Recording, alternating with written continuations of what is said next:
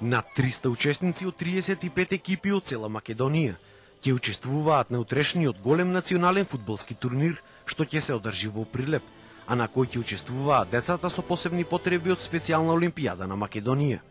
Целта на турнирот е прифаќање без предрасуди на овие луѓе и нивна интеграција во општеството. Ќе покажеме дека лицата со посебни потреби или така наречената маргинализирана група не заостанува во ништо со своите можности, способности, потенцијали.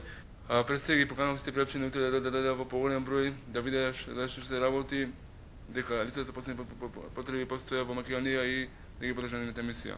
Турнирот го поддржа Агенцијата за млади и спорт и локална самоуправа Прилеп. Овие млади луѓе го заслужуваат нашето внимание и ќе направиме се за да ги вклучиме како рамноправни членови на ова наше општество.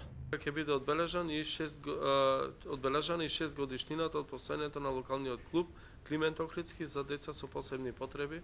Беше најавено и тоа дека во иднина се планира формирање на цела фудбалска лига составена од овие клубови.